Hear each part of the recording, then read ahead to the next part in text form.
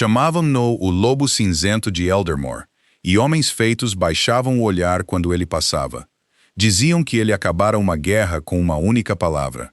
Diziam que o seu rosnado podia silenciar uma sala cheia de senhores armados. Diziam que ele não sorria desde o dia em que a sua mãe morrera. Nada disso explicava por que, numa cinzenta manhã de outono, na praça do mercado de Ashven, o rei Alfa mais temido do norte estava congelado na sombra de uma banca de grãos, a observar uma menina de 9 anos, a tentar esconder uma bainha rasgada com as mãos. Oh, olhem para isto!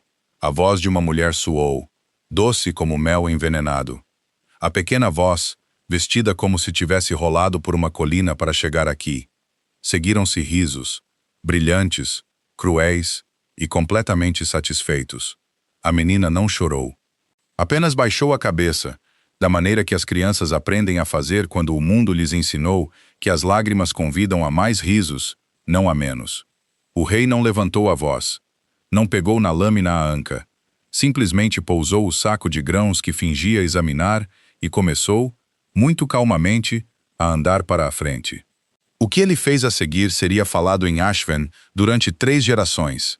Mas para entender por que um rei que não temia nada tremeria de raiva por um vestido rasgado, tem de voltar 3 dias ao início de uma história que começou com luto e terminou com uma coroa aos pés de uma viúva. O outono chegou forte a Ashven nesse ano.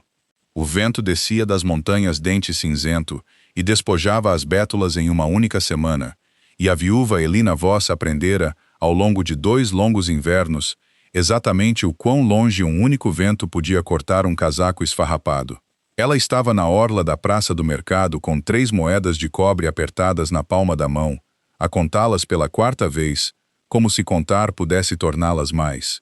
Ao seu lado, a sua filha Marin estava muito quieta, da maneira que ela sempre estava na praça agora, a espinha direita, o queixo baixo, os olhos fixos num ponto invisível nas pedras do calçada que apenas ela conseguia ver. Marin tinha 9 anos. Tinha os cabelos escuros do pai e os olhos cinzentos pálidos da mãe, e usava um vestido que pertencera à filha de uma vizinha 2 invernos antes. Tinha sido alargado uma vez, apertado uma vez, e remendado tantas vezes na bainha que a costura se tornara a sua própria espécie de padrão. Filas irregulares de fio cinzento sobre lã azul desbotada, como um mapa de cada dificuldade que o lar Voss sobrevivera. Naquela manhã, ao subir uma cerca para ir buscar água antes do amanhecer, Marin prendera a bainha num prego e rasgara-a de lado a lado, uma lacuna irregular que corria quase até ao seu joelho. "É só um rasgão, querida", dissera Helena, ajoelhada junto à lareira para o prender com o único alfinete de ferro que possuía. "Ninguém vai reparar." Ela enganara-se. As pessoas sempre reparavam nas mulheres Voss. Reparavam desde o dia em que chegou a notícia da fronteira leste que Garrick Voss, soldado, marido, pai e outrora, embora quase ninguém em Ashven soubesse, o homem que levara um comandante moribundo 3 milhas, através de território inimigo nas suas próprias costas, não voltaria para casa. Helena colocou as suas moedas no balcão da banca de Mivin, o mercador de grãos. "Meio saco de aveia, se faz favor, Mivin, e qualquer banha que possa dar por 3 cobres." Mivin, um homem corpulento e cansado que conhecera Garrick desde que eram rapazes, assentiu sem a olhar nos olhos. Ele sempre evitava os olhos dela agora. A pena tinha uma maneira particular de te olhar. Helena aprendera que era de alguma forma pior que o desprezo. Foi enquanto ele pesava a aveia que as 2 mulheres chegaram. Lady Isolde Wren, que entrou na praça primeiro, seguida pela sua cunhada, Lady Cressomero, ambas envolvidas em golas de pele de raposa, que custavam mais do que a casa de Helena. Eram as esposas dos 2 homens mais ricos de Ashven, Lord Baldric Wren, o próprio tesoureiro do rei, e o seu irmão, um especulador de grãos que fizera uma pequena fortuna comprando terras que mais ninguém queria, até que de repente toda a gente as queria. O olhar de Lady Isolde pairou sobre as bancas, como o olhar de um falcão paira sobre um campo, procurando algo pequeno e lento o suficiente para apanhar. Aterrou em Marin. "Pelos céus", Lady Isolde murmurou. Não em voz baixa o suficiente. Ela nunca falava baixo o suficiente porque o baixo não era o ponto. Vejo um rasgão. Cresa, olha. O vestido da menina simplesmente desistiu totalmente. A risada de Lady Cresa foi aguda e satisfeita. Creio que sim. Embora confesse que me surpreende que tenha restado tecido suficiente naquela trapo para rasgar em primeiro lugar. A mão de Marin esgueirou-se para trás das costas, como se pudesse esconder a bainha rasgada de um quadrado de olhos por pura vontade. Bem, Lady Isolde continuou, esticando a palavra como um fio puxado lentamente de uma roca. É preciso admirar o seu espírito. Vestir o nome de um herói de guerra e o vestido de uma mendiga, tudo no mesmo pequeno corpo. É realmente uma contradição notável, não é? O riso que se seguiu foi polido em volume e cruel em todos os outros aspectos. Em algum lugar atrás das bancas, um mercador riu-se simplesmente porque parecia a coisa mais segura a fazer. As mãos de Helena ficaram imóveis no balcão. Sentiu o aperto velho e familiar no fundo do seu peito, aquele que vivia algures entre a fúria e o luto, e que tinha tomado residência permanente ali desde a morte de Garrick. Ela queria, mais do que queria quase qualquer coisa, dizer algo suficientemente afiado para tirar sangue. Ela não disse nada. Os Rains controlavam metade do comércio de grãos em Ashven e sentavam-se perto o suficiente da coroa que uma palavra dura de uma viúva podia custar à sua família o seu último crédito em todas as bancas da praça. O orgulho não enche um desperdício, lembrou-se, as palavras gastas e lisas pela repetição. O orgulho não impede um telhado de pingar. Marin, disse Helena, mantendo a voz calma. Vamos, terminamos aqui. Ela pegou na mão da filha. Estava fria, mais fria do que a manhã sozinha poderia explicar. E Helena sentiu os pequenos dedos enrolados com força à volta dos seus enquanto passavam pelas duas mulheres a rir e saíam para a orla da praça, passando o poço, passando o velho memorial de guerra com a sua placa curta e gasta, em memória daqueles que não voltaram, que ninguém, exceto Helena, parecia parar e ler. Nenhuma delas notou a figura alta parada perto das bancas de grãos, meio na sombra sob um manto de viagem cinzento e largo, que ficara muito, muito imóvel. Vegondraven não pretendia ser reconhecido em Ashven, que era precisamente a razão pela qual viera sem estandartes, sem guardas em livraria de Eldermore, sem o sinal da cabeça de lobo negro que geralmente usava na mão esquerda. Usava, em vez disso, um manto de viagem simples, da cor de nuvens de tempestade, e passara a melhor parte da manhã a andar pelo mercado sozinho, a ouvir as queixas comuns de pessoas comuns, o preço do sal, o estado da estrada oriental, se a colheita aguentaria o inverno, porque um rei que só ouve o seu conselho, ouve, na opinião ponderada de Vegon, exatamente nada de verdade. Ele não esperava ouvir uma criança a ser ridicularizada pelo crime de ser pobre. Algo velho e baixo moveu-se no seu peito. Não bem raiva, ainda não, mas o seu ancestral. Vegon tinha uma irmã. Freya tinha 9 anos. Língua afiada, rápida a subir coisas que não devia. E a última peça viva do rosto da sua mãe que restava no mundo.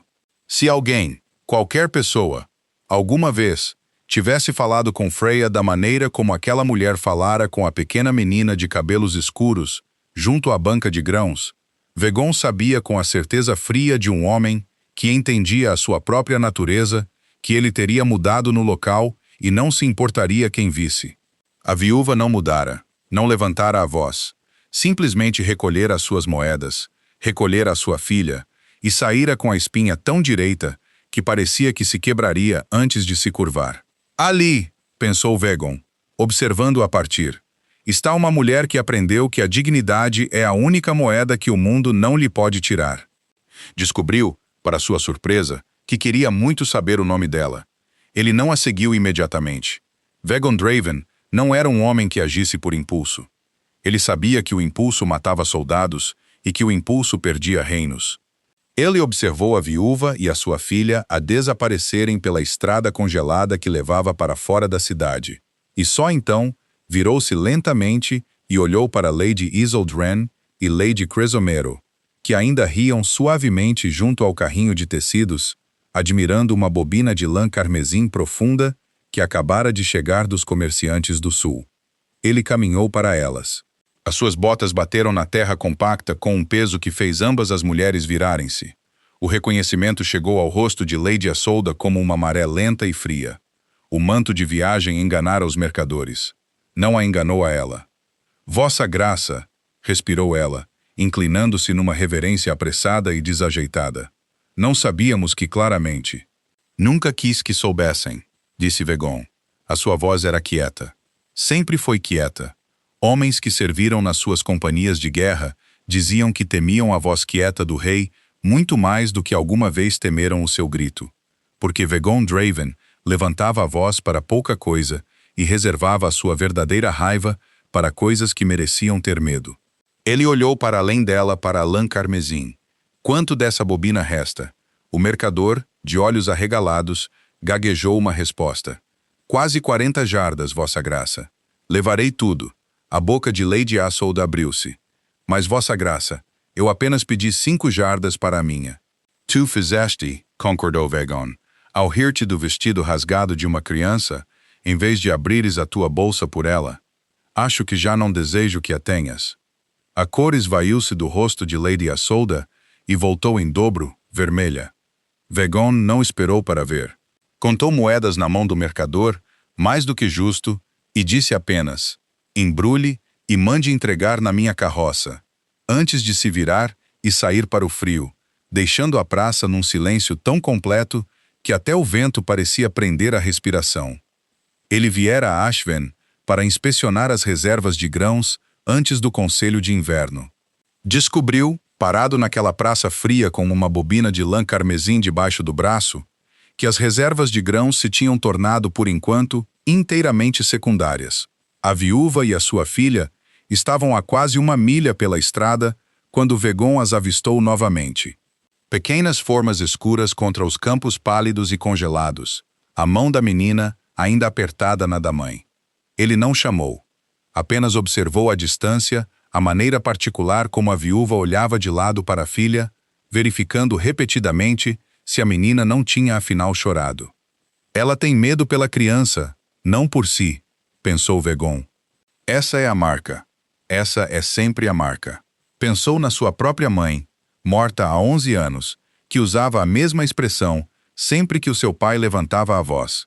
Aquele olhar quieto e feroz, o olhar de uma mulher a ficar entre o seu filho e o mundo cruel inteiro, com nada além do seu próprio corpo como escudo. Ele virou o cavalo, pois claro, trouxera o cavalo, amarrado na orla da praça, um grande corcel negro que atraía olhares onde quer que fosse, e cavalgou não atrás da viúva, mas em direção ao pequeno edifício de pedra no centro de Ashven, que abrigava o escritório do tesouro local da coroa. Havia uma dívida que ele pretendia examinar. Tinha uma suspeita, fria e precisa como uma lâmina, sobre exatamente cujo nome encontraria escrito no topo do livro de registros. Ele estava, como aconteceu, inteiramente correto. O escritório do tesouro cheirava a velas de sebo e a pergaminho velho. Baldric Wren, tesoureiro das províncias orientais e marido da mulher que acabara de rir do vestido rasgado de uma menina de 9 anos, levantou-se da sua secretária com o sorriso particular de um homem que passou grande parte da sua vida a sorrir a pessoas que desprezava secretamente. Vossa Graça, disse Baldric, levantando-se demasiado depressa, a sua cadeira a arranhar alto contra o chão de pedra. Esta é uma honra inesperada. Não fui informado de que cavalgava para Ashven esta semana. Eu não quis que me informassem, disse Vegon. Ele não se sentou. Raramente se sentava em salas em que não confiava. Quero ver o livro de registros, vós. Algo cintilou atrás dos olhos de Baldric, ali, e desapareceu tão rápido que um observador inferior poderia ter perdido. Vegon Draven passara 4 anos a ler os rostos de homens que mentiam a viver dele. Ele não perdeu. O livro de registros, vós, Vossa Graça, essa é uma conta familiar privada. A política da coroa não permite. Política da coroa, disse Vegon. É uma frase que homens pequenos usam para se esconder atrás de secretárias grandes. Mostre-me o livro de registros, Baldric. A mão do tesoureiro tremeu ligeiramente enquanto ele abria a gaveta pesada e retirava um livro encadernado em couro. Vegon pegou nele, em vez de esperar que lhe fosse oferecido, e virou as páginas até encontrar a entrada. Voz, de, falecido. Saldo em dívida, transferido para a viúva EOS. O empréstimo original, contraído por Garrick Voss 2 invernos atrás, para reparar um telhado de celeiro e comprar sementes de grão, fora pela modesta quantia de 15 coroas de prata. O saldo registrado na parte inferior da coluna agora ficava em quase 40. O dedo de Vegon traçou as entradas. O que é esta linha? Penalidade, remessa tardia, 3 cobres de falta. Prática padrão, Vossa Graça. A viúva falhou o pagamento total em 3 ocasiões. O tesouro da coroa não pode ter sentimentalismos em matérias de dívida.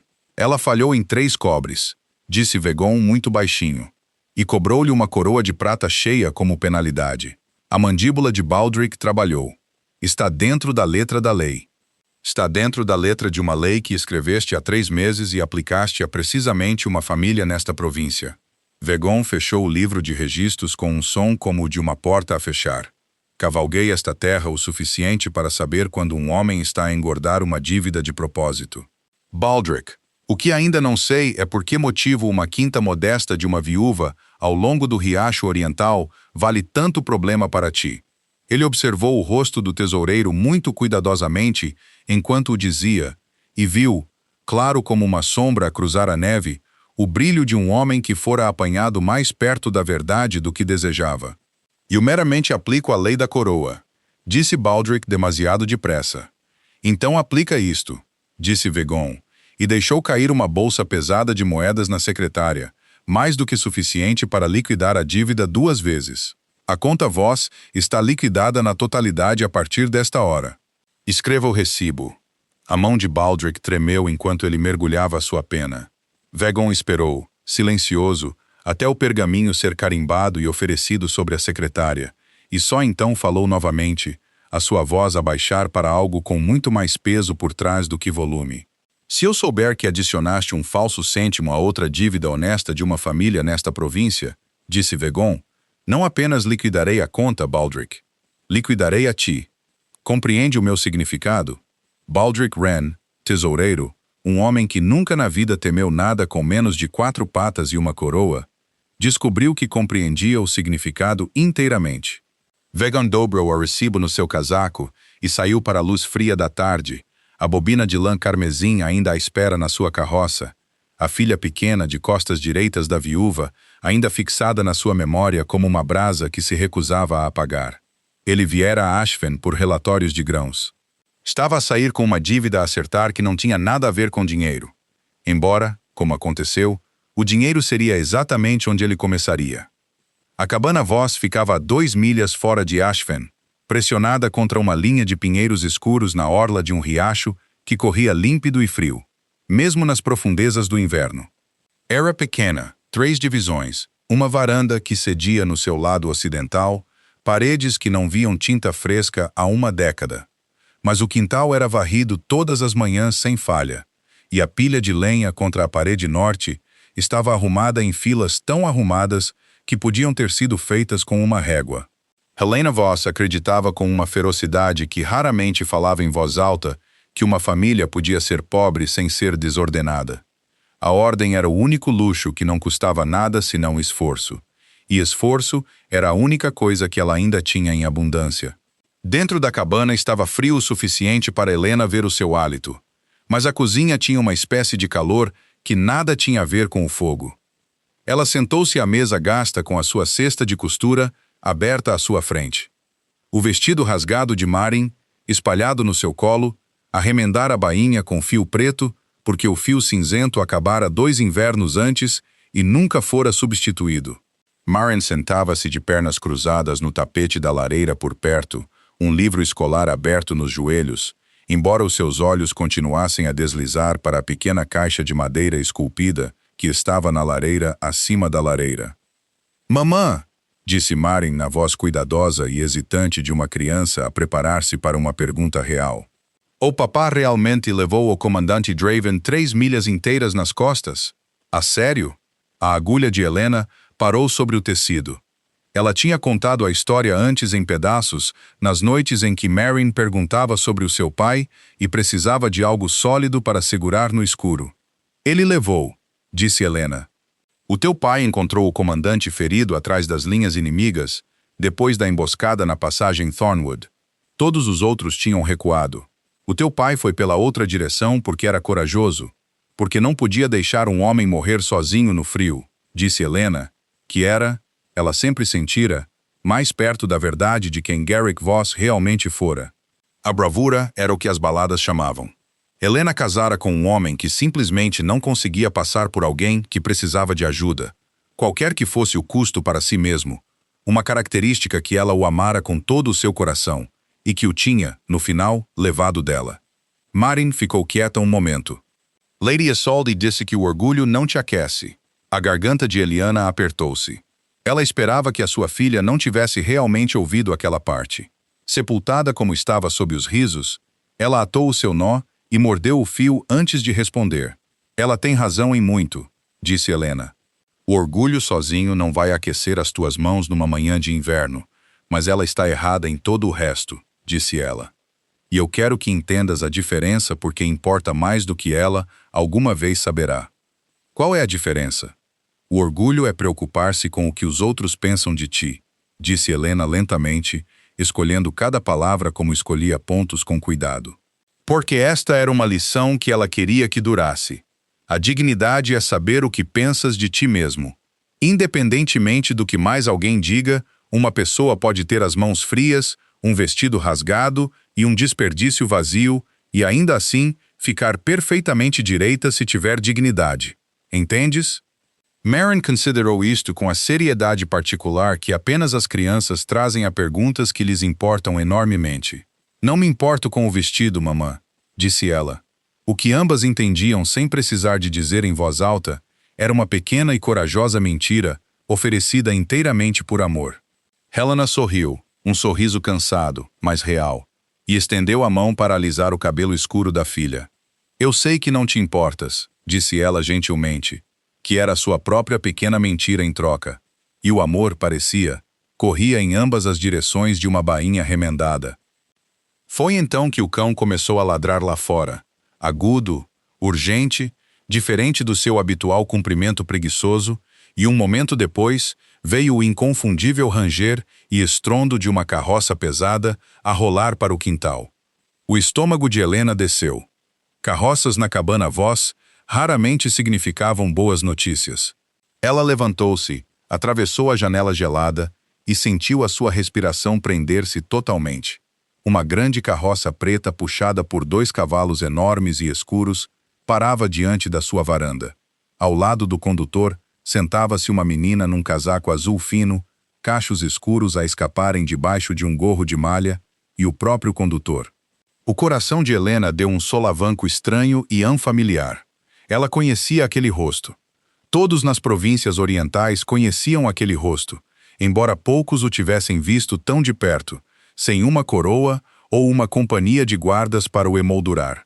Alto, ombros largos, cabelo escuro, com o tipo de quietude que fazia um homem parecer esculpido em algo mais duro que carne. Vagon Draven, o próprio rei Alfa, estava sentado no seu quintal como se fosse a coisa mais comum do mundo. Marin, disse Helena, a sua voz não totalmente firme. Fica perto do fogo. Ela abriu a porta. O frio invadiu-a como uma coisa viva. Senhora Voss, disse Vagon, a tirar o chapéu apesar do vento, o que impressionou Helena como estranho. Reis, na sua experiência limitada deles, geralmente não tiravam os chapéus para viúvas. Perdoe a intromissão. Espero que nenhuma das suas cercas tenha sofrido com as minhas manadas a vaguear. Sei vossa graça, disse Helena cuidadosamente. Os seus animais mantêm-se bem no seu próprio terreno, tanto quanto tenho visto. Ele desceu da carroça, a menina pequena a segui-lo de perto, e meteu-se na cama da carroça para levantar uma pesada bobina de lã carmesim profunda, com uma facilidade que sugeria que não pesava nada para ele, embora Helena soubesse pelas conversas dos mercadores que devia ter custado uma pequena fortuna. Eu estava na praça do mercado esta manhã, disse Vagon, aproximando-se para ficar na base dos degraus da sua varanda. O coração de Helena endireitou-se. Ela sabia com a certeza súbita e afundada de uma mulher que passara 2 anos a lidar com pena de todos os cantos de Ashfen, exatamente para onde aquela conversa se dirigia. "Se veio oferecer caridade, vossa graça", disse ela, antes que ele pudesse continuar. "Pedirei que vire a sua carroça. Nós cuidamos da nossa casa." Algo que foi quase um sorriso moveu-se no canto da boca de Vegon, desaparecendo tão rápido quanto chegou. "Não sou um homem que ofereça caridade, senhora Voss. Acho que tende a insultar exatamente as pessoas que pretende ajudar. Sou um homem que faz arranjos." "Arranjos?" Helena repetiu, desconfiada. "Ouvi o que foi dito à sua filha esta manhã." O seu olhar moveu-se brevemente para Marin, que se aproximara para ficar na soleira da porta apesar da instrução de Helena, a olhar para a lã carmesim com uma expressão de pura e desamparada ânsia. "Comprei este tecido porque não permitiria que Lady Wren o tivesse, mas confesso que não tenho qualquer uso terreno para 40 jardas de lã. Os meus homens não usarão carmesim de patrulha, e a minha irmã informa-me que não lhe assenta bem a cor."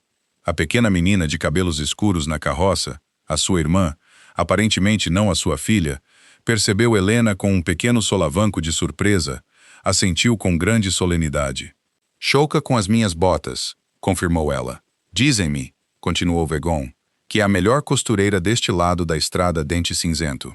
Gostaria de a contratar por um salário justo para transformar esta lã em mantos de inverno para a minha guarda de casa." Helena olhou para a bobina carmesim. Era sem dúvida o tecido mais bonito que alguma vez tinha tido nas suas próprias mãos, quanto mais a oportunidade de trabalhar. E Vegon acrescentou, a sua voz a baixar ligeiramente: "Pediria que o primeiro cumprimento dele fosse para um vestido para a sua filha. Chame-lhe um adiantamento de assinatura se isso acalmar a sua consciência." A respiração de Helena prendeu-se em algum lugar no seu peito. Ela olhou para o tecido. Ela olhou para o rosto da sua filha, iluminado com uma esperança tão crua e destemida que fez os olhos de Helena arderem. E então ela olhou de volta para o rei, procurando na sua expressão qualquer custo oculto que sempre viesse anexado a presentes como este, e descobriu, para sua genuína confusão, nada ali senão uma estranha quietude estável que parecia quase como compreensão. "Por que está a fazer isto?" perguntou ela suavemente.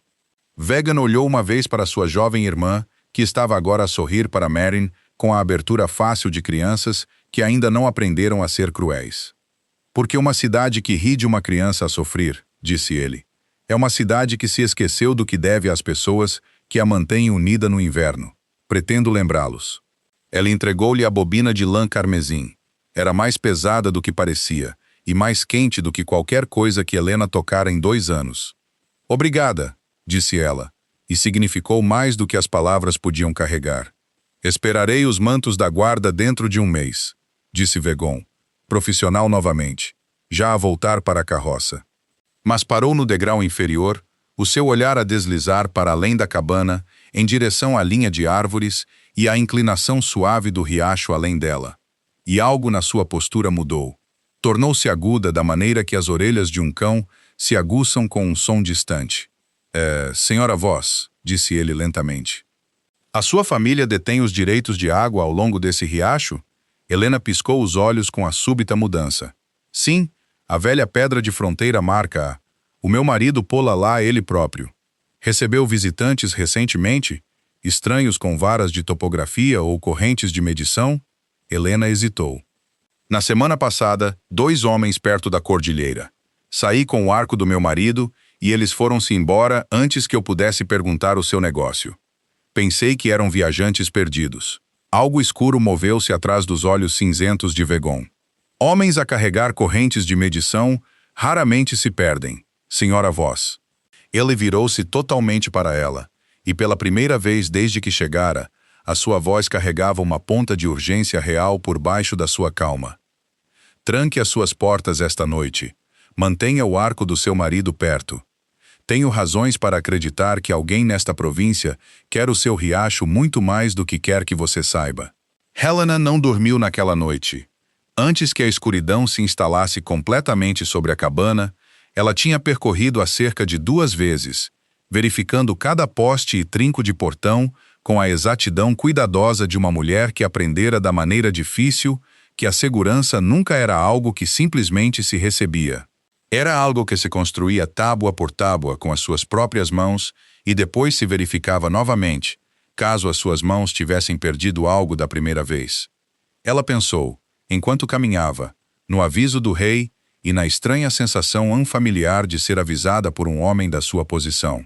Em 2 anos de viuvez, Helena acostumara-se a ser completamente ignorada. Um rosto na multidão do mercado, um nome num livro de registros de dívidas, um problema que a caridade de outros ocasionalmente abordava e depois esquecia.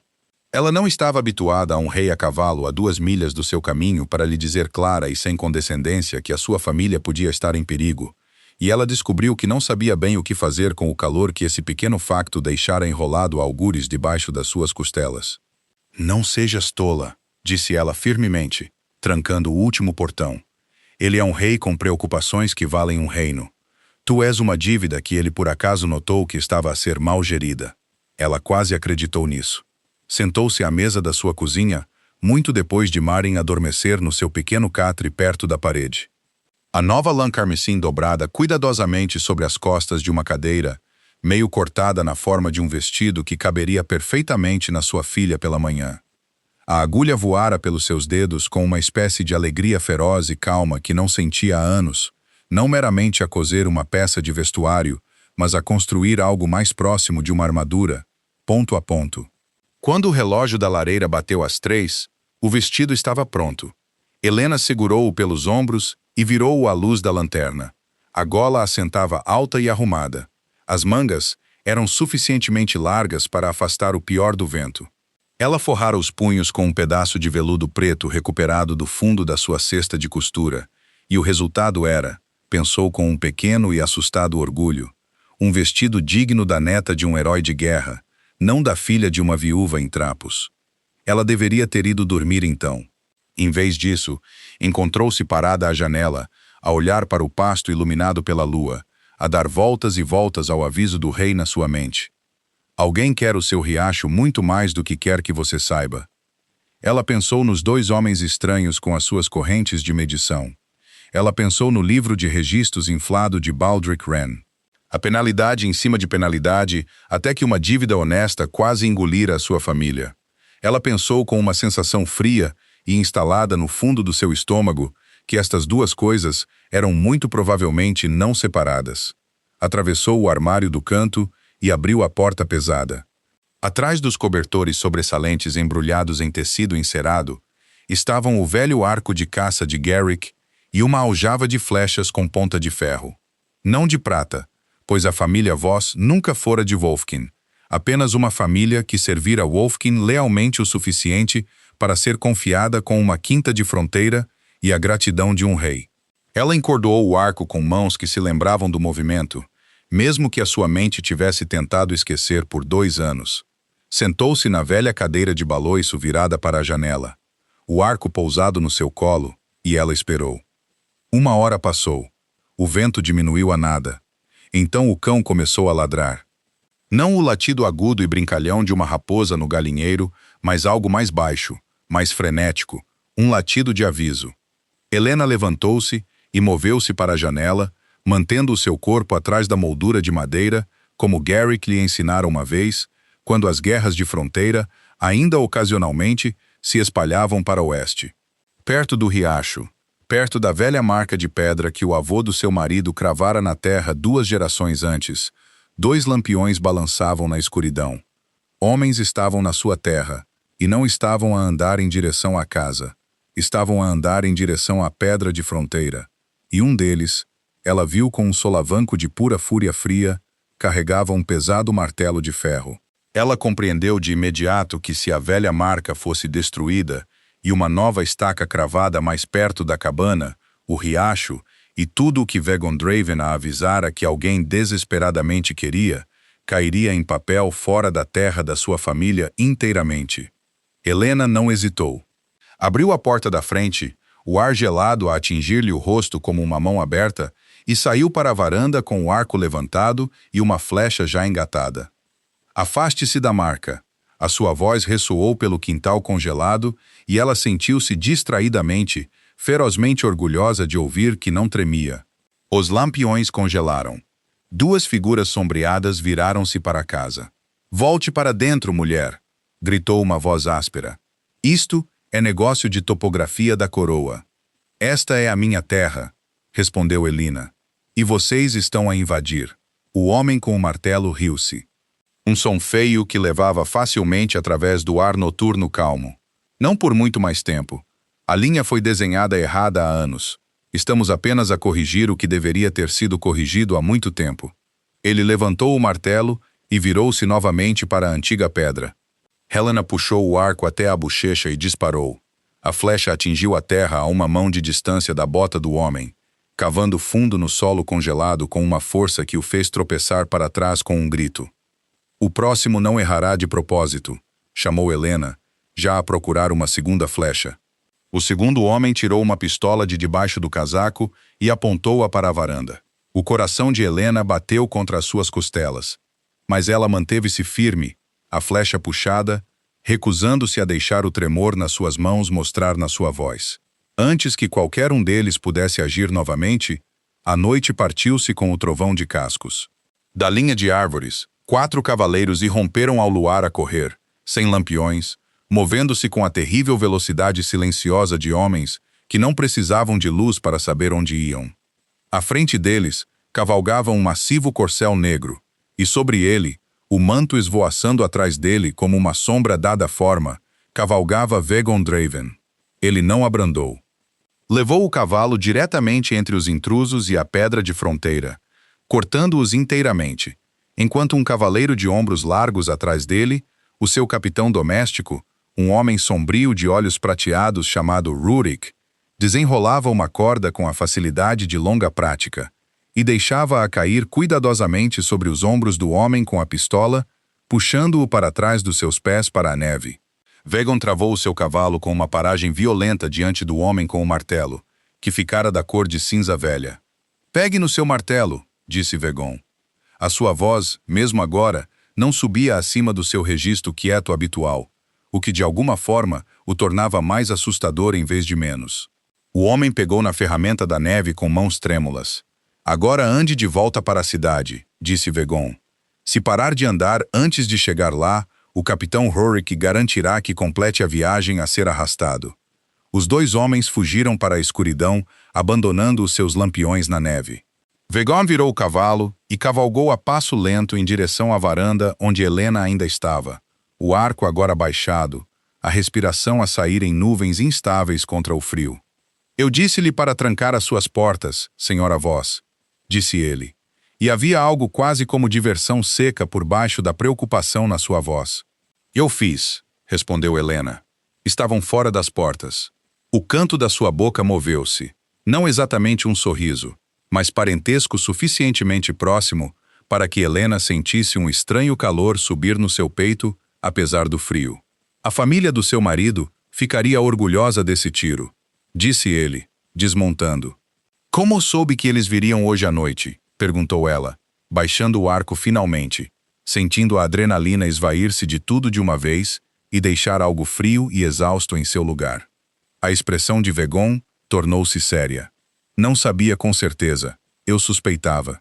Ele olhou para o riacho, para a pedra de fronteira intocada, parada silenciosa e inteira ao luar.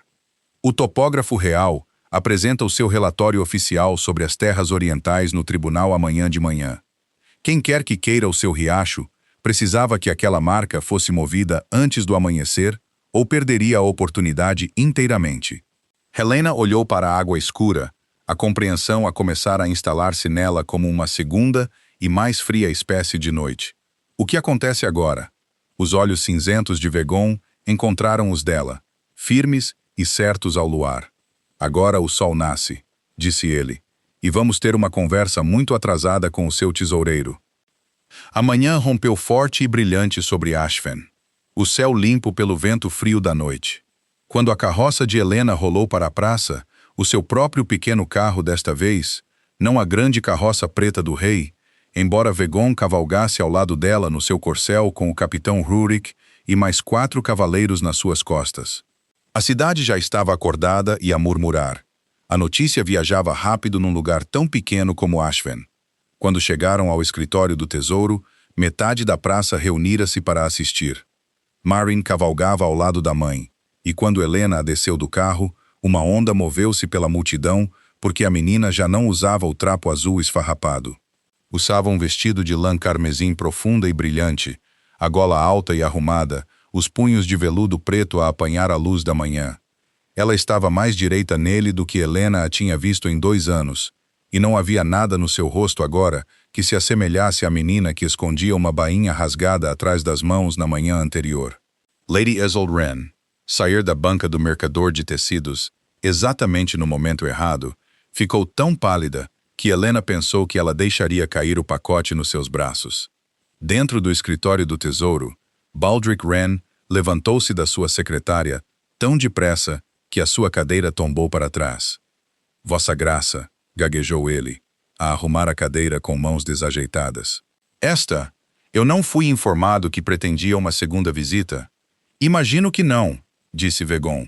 Ele atravessou a sala e colocou um papel dobrado na secretária diante do tesoureiro, uma confissão escrita, assinada com mãos trêmulas pelos 2 homens apanhados na noite anterior, admitindo que tinham sido pagos para mover a pedra de fronteira por instrução de Hen.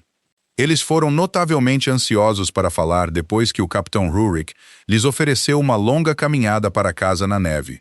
Os olhos de Baldric dispararam para a porta, para a multidão que se reunia lá fora, para qualquer lugar, menos o papel na sua secretária.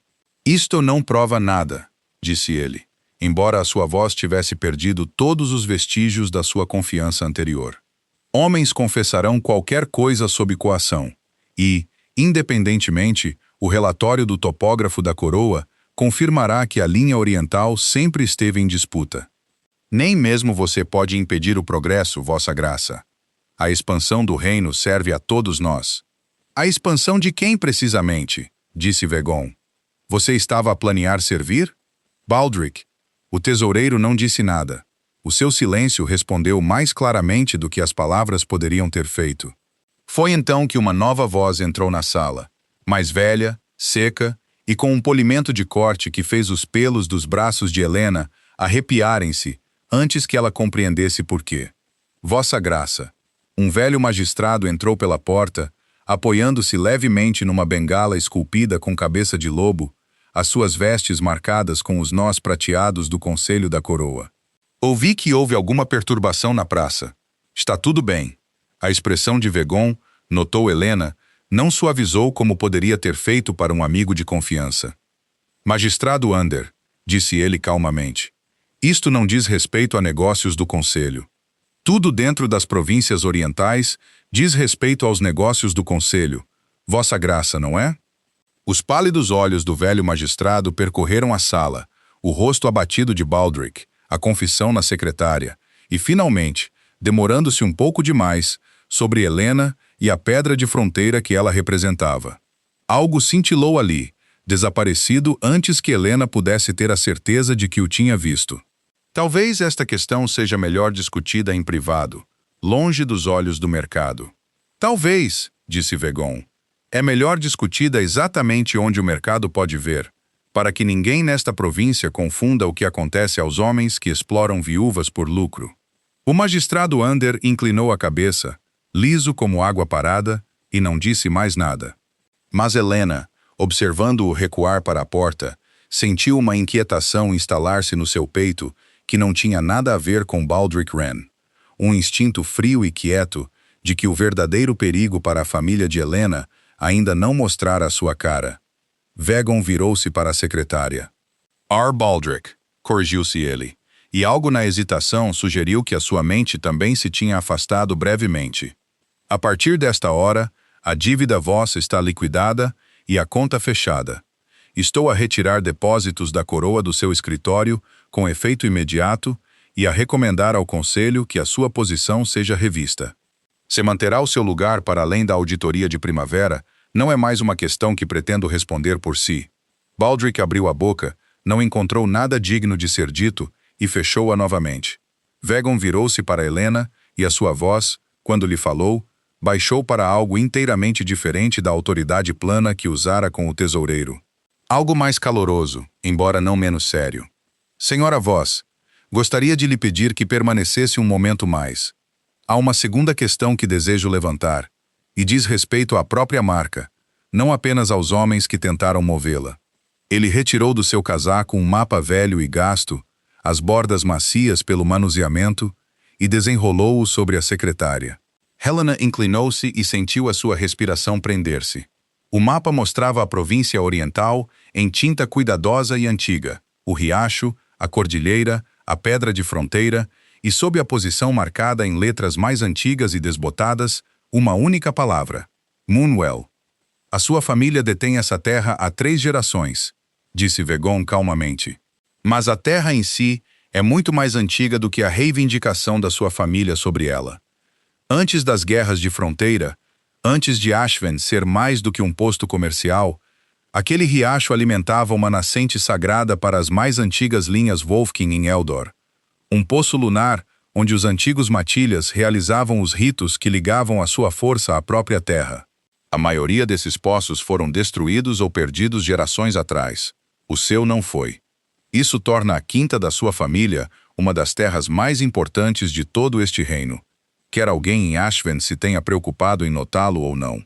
Então as pessoas querem rir de nós e roubar-nos, disse Marin com a lógica direta e sem piedade de uma criança de 9 anos.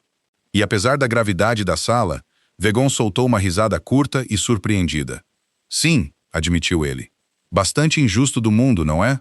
O que fará sobre isso? Perguntou Helena suavemente, depois de Marin se ter afastado para a janela para observar as carroças na praça, dando aos adultos um frágil bolso de privacidade. Colocarei uma guarda discreta ao longo da sua fronteira, disse Vegon. Não o suficiente para chamar a atenção de todos os mexericos em Ashven, mas o suficiente para que ninguém atravesse a linha da sua cerca novamente sem que eu o saiba dentro de 1 hora. Pedirei também à mãe Sela, a mais velha das anciãs Wolfkin do Norte, para examinar o poço adequadamente, para que entendamos precisamente o que estamos a proteger, em vez de adivinhar a partir de mapas antigos e lendas meio esquecidas. Ele fez uma pausa, algo mais cuidadoso a entrar na sua voz. E pedirei a você, Helena, que confie em mim mais um pouco, embora eu entenda que você tem muito poucas razões neste mundo para estender essa confiança facilmente a alguém. Helena estudou-o por um longo momento, as linhas cansadas nos cantos dos seus olhos, a preocupação genuína que ele não fazia nenhum esforço para esconder dela. A estranha e não real humildade de um rei a ajoelhar-se para falar claramente com uma criança assustada. Você comprou uma bobina de lã carmesim para enfurecer uma mulher cruel, disse ela lentamente. E de alguma forma isso levou-nos aqui a poços lunares e ameaças de espinheiro e a um rei a prometer guardar a minha cerca pessoalmente. Confesso que não entendo completamente como tudo isto aconteceu tão rapidamente. Nem eu, admitiu Vegon, com um leve abanar de cabeça. Descobri nestes últimos dias que muito pouco desta situação se desenrolou como eu esperava, quando vi pela primeira vez a sua filha a esconder uma bainha rasgada atrás das mãos. Não tenho a certeza absoluta de que isso seja uma queixa. O inverno aprofundou-se sobre Eldemor, e com ele, de maneiras que Helena não esperava e não conseguia nomear totalmente, também a presença do rei na sua vida. Nos dias em que ele não vinha pessoalmente, ele enviava Freya, escoltada por 2 guardas silenciosos, que esperavam educadamente na orla da propriedade, enquanto as meninas brincavam, e Helena encontrou-se, mais vezes do que admitiria em voz alta, a observar a estrada à procura do som de cascos, muito antes de qualquer visita ser realmente devida. Ela disse a si mesma que era simplesmente agradável ter companhia, depois de 2 anos de um silêncio tão completo que se instalara nas paredes da cabana como geada. Ela disse a si mesma muitas coisas naquele inverno que não acreditava totalmente. Gostas dele? Anunciou Marin numa noite com a aterrorizante franqueza que apenas uma criança de 9 anos pode exercer sem um traço de misericórdia, enquanto Helena colocava 2 tigelas de ensopado na mesa. Tu sorris sempre engraçado quando a carroça dele sobe a estrada. Eu não sorrio engraçado, disse Helena com toda a dignidade que pôde reunir, enquanto sentia o seu rosto a aquecer, independentemente. Sim, tu sorris, disse Marin, totalmente desinteressada do protesto da sua mãe. Freya diz que o irmão dela sorri engraçado também, quando pensa que ninguém está a ver. Ela diz que ele nunca sorriu antes de nos conhecermos. Helena pousou a concha, algo no seu peito a torcer suavemente ao pensamento de um menino que se tornara um rei sem muita razão para sorrir, carregando uma ferida de guerra e uma dívida de honra e uma coroa tudo ao mesmo tempo, até que aparentemente duas viúvas comuns e as suas filhas pequenas e opinativas tinham vagado pelos seus dias frios de inverno e reorganizado algo nele que ele não esperava que fosse reorganizado. "Cama tua sopa", disse Helena, que não era uma resposta. E ambas entenderam que era exatamente isso. Ele veio muitas vezes nas semanas que se seguiram. Nunca anunciado, nunca com mais do que 1 ou 2 cavaleiros nas suas costas, sempre com alguma razão prática oferecida para a visita. Ele veio inspecionar os mantos de guarda que ela estava a coser da lã carmesim. Ele veio perguntar pelo riacho, para caminhar pela sua margem lentamente, com os olhos meio fechados, a ouvir. Ele disse-lhe uma vez sobre o tênue zumbido do velho poço debaixo da água. Ele veio mais de uma vez, sem qualquer razão oferecida, e simplesmente sentou-se na sua varanda reparada, pois ela usara parte dos seus novos salários para contratar homens para consertar as tábuas caindo, a beber chá quente, enquanto Marin e a sua jovem irmã Freya perseguiam-se pela relva gelada, gritando com uma espécie de alegria destemida, que fazia algo no peito de Helena doer com um sentimento que ela não se permitira nomear. Ficaram bastante ligadas, observou Helena numa tarde, a observar as duas meninas a construir um forte elaborado e totalmente sem sentido com galhos caídos. Freya teve muito poucos amigos da sua idade, disse Vegon. A maioria das crianças da corte tem demasiado medo de quem o seu irmão é para a tratarem como uma rapariga comum. A sua filha não parece ter medo de nada. Costumava ter, disse Helena calmamente, antes de você vir para o mercado naquela manhã. Vegon ficou em silêncio por um momento, a observar as meninas com uma expressão que Helena aprendera ao longo destas visitas, a reconhecer como o mais próximo que ele se permitia a uma satisfação aberta. "E eu fiz muito pouco", disse ele. "Comprei uma bobina de tecido. Fez muito mais do que isso, Vossa Graça, e acho que sabe." Ele virou-se para olhar então, e algo passou entre eles na quietude, não falado, nem sequer totalmente reconhecido, mas presente mesmo assim. A maneira como o calor está presente perto de um fogo aceso, mesmo antes de se ver a chama. Helena sentiu o seu pulso acelerar de uma maneira que não experimentara desde muito antes da morte de Garrick, e encontrou-se absurdamente a catalogar os pequenos detalhes do seu rosto, como se pudesse ser testada neles mais tarde. A ligeira cicatriz prateada ao longo da sua mandíbula, o cinzento particular dos seus olhos algures entre a nuvem de tempestade e a pedra de rio. "Helena", disse ele, o seu nome de batismo pela primeira vez, e o som dele na sua voz baixa fez algo à sua respiração que ela escolheu firmemente não examinar. "Posso falar francamente? Você raramente fala de outra forma. Vossa Graça", um sorriso fraco e real ali, e desapareceu. "Vegon", disse ele, "quando não estamos a falar perante magistrados e mercadores, gostaria que me chamasse Vegon." "Vegon", repetiu ela, e sentiu o nome assentar estranhamente, calorosamente na sua boca. Ele ficou em silêncio por um longo momento, o seu olhar fixo em algum ponto para além da linha de árvores. "Há uma lei entre as antigas linhas Wolfkin", disse finalmente, "mais velha do que o reinado do meu pai, mais velha do que a própria fundação de Eldmore. A companheira de um rei alfa deve possuir o sangue antigo, deve ser de uma linha que os antigos Pax reconheceriam para que o laço fortaleça o reino, e não apenas o homem. É por isso que permaneci solteiro estes 6 anos, apesar do considerável e constante descontentamento do meu conselho a este respeito. Não houve nenhuma mulher entre as casas nobres cujo sangue o antigo laço reconhecesse, e eu recusei, simplesmente, casar com uma estranha apenas por questões políticas." Helena sentiu algo frio mover-se através dela, compreensão, chegando um meio passo à frente dele, completando o pensamento. "Você está a dizer-me isto", disse ela lentamente, "porque isso importa para nós." Estou a dizer-lhe isto, disse Vegon, porque não tenho sido inteiramente honesto sobre por que razão continuo a encontrar razões para cavalgar 2 milhas fora do meu caminho para inspecionar uma pedra de fronteira que não se moveu uma polegada desde que a inspecionei há 4 dias. Ele encontrou os olhos dela totalmente agora, e não havia mais nada de guardado na sua expressão. Sinto uma atração por você, Helena Voss, que nunca senti por nenhuma mulher que o meu conselho me apresentou em 6 anos de tentativas. E ainda não sei se o antigo laço a reconheceria como parente ou se o que sinto é simplesmente. Ele fez uma pausa, procurando pouco ortodoxamente uma palavra. Simplesmente você. O coração de Helena batia muito rápido.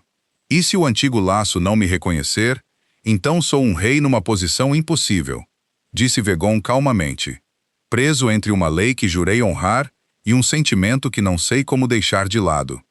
Não lhe mentiria sobre isso. Qualquer outra coisa que eu desejasse que fosse mais simples. Helena desviou o olhar para sua filha e a sua irmã, ainda a rir sobre a sua fortaleza de galhos desmoronada, totalmente inconscientes de que os adultos por perto estavam a reorganizar silenciosamente a forma dos seus futuros. Enterrei um marido há 2 anos, disse ela, e prometi a mim mesma sobre o seu túmulo que nunca mais construiria a segurança da minha filha apenas na afeição de um homem. Se você me oferece o seu coração, Vegon, você tem que entender. Eu protegerei o dela primeiro, sempre, antes de proteger o meu. Eu não esperaria menos de você, disse ele. E algo na sua voz soou menos como aceitação e mais como admiração. É, acho eu, exatamente por isso que o antigo laço pode reconhecê-la. Afinal, os Wolfkin sempre mediram o valor pelo que uma pessoa protege, não apenas pelo sangue que corre nas suas veias. Ele não a beijou naquela tarde, embora Helena sentisse por um longo momento suspenso que ele poderia ter feito, e que ela talvez não o tivesse impedido. Em vez disso, ele simplesmente estendeu a mão e fechou a sua mão brevemente, gentilmente sobre a dela, onde ela pousou no corrimão da varanda, e o calor dela permaneceu na sua pele, muito depois de a sua carroça ter rolado de volta pela estrada congelada em direção ao castelo. Ela ainda não sabia que o magistrado Tenny Under observara toda a visita da linha de árvores na orla da sua propriedade, nem que ele já começara silenciosa e cuidadosamente a transformar a crescente afeição do rei numa arma que pretendia usar. Naquela noite, depois de Martin ter adormecido junto ao fogo, Helena sentou-se muito tempo com o metal do seu marido, o pequeno token manchado que ela guardava na caixa de madeira na lareira desde o dia em que a notícia da sua morte a alcançara, e descobriu, pela primeira vez em 2 anos, que segurá-lo já não evocava apenas luto. Evocava algo mais gentil ao seu lado. Gratidão, ela suporia, por um amor que a moldara numa mulher capaz de se manter direita através das dificuldades, e uma estranha e hesitante esperança de que amar novamente não tivesse de significar amar menos ferozmente o homem que perdera. Não te estou a substituir, disse ela suavemente para o quarto vazio, como às vezes fazia quando o silêncio ficava demasiado pesado para suportar sozinha. Não acho que alguma vez pudesse, mas acho que talvez você não me negaria uma segunda oportunidade de ser feliz, Garrick. Acho que você nunca foi um homem que quisesse que eu passasse toda a minha vida a guardar uma cadeira vazia à mesa. Ela fechou a caixa gentilmente e colocou-a de volta na lareira, e pela primeira vez desde a sua morte, a dor no seu peito instalou-se em algo mais próximo da paz do que da tristeza. Foi o capitão Rurik quem finalmente disse a verdade a Helena, num dia cinzento em que Vegon cavalgara para leste para inspecionar os destacamentos de fronteira e deixara o seu capitão para trás para supervisionar a conclusão dos mantos de guarda. Você pergunta-se por que ele veio tão rapidamente em sua defesa, disse Rurik, observando Helena a dobrar os mantos carmesim, acabados em pilhas cuidadosas. Não foi exatamente uma pergunta.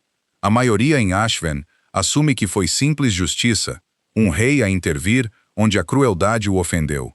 Não foi simples de todo. Helena fez uma pausa, um manto meio dobrado ainda nas suas mãos. O que quer dizer? Os olhos prateados de Rurik eram firmes, e havia algo quase gentil na maneira como ele o disse. como se estivesse à espera do momento certo para lhe dar uma verdade que ele suspeitava que ela merecia segurar. "O seu marido", disse ele.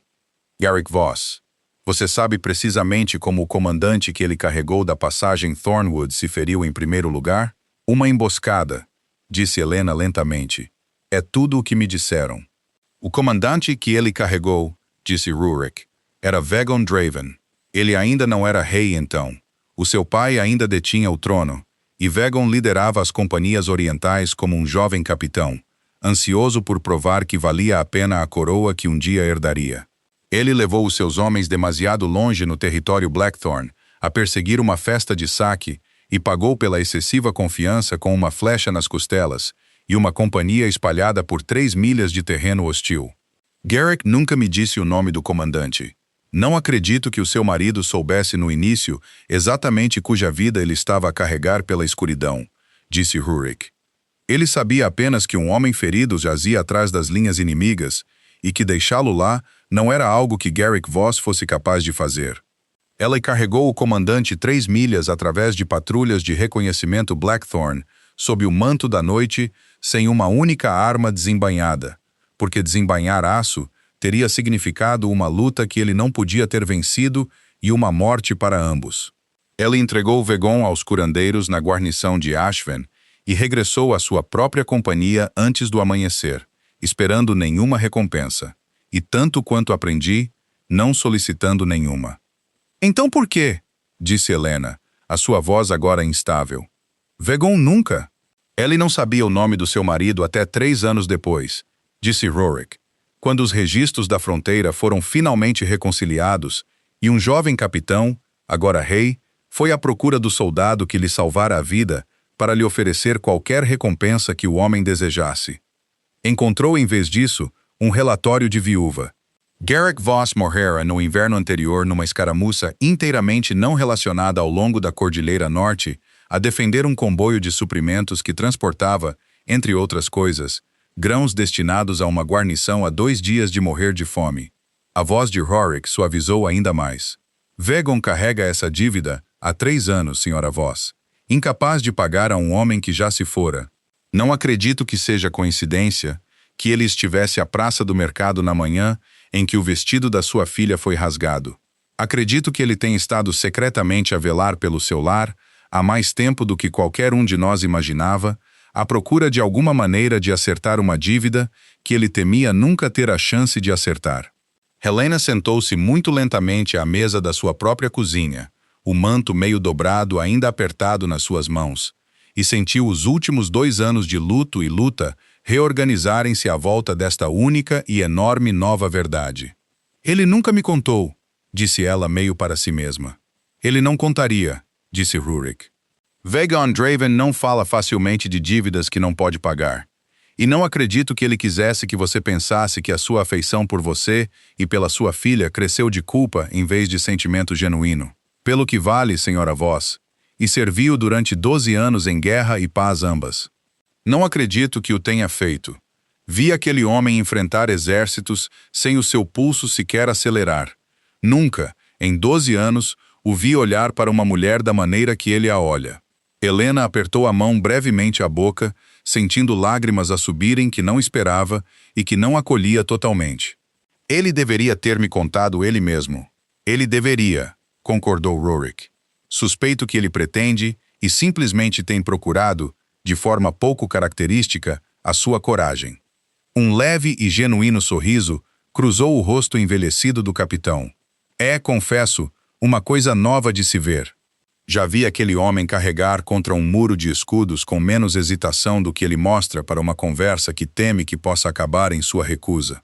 Helena riu então, instavelmente através das lágrimas ainda reunidas nos seus olhos, e descobriu que a risada fazia mais para acalmar o seu coração do que qualquer palavra poderia ter feito.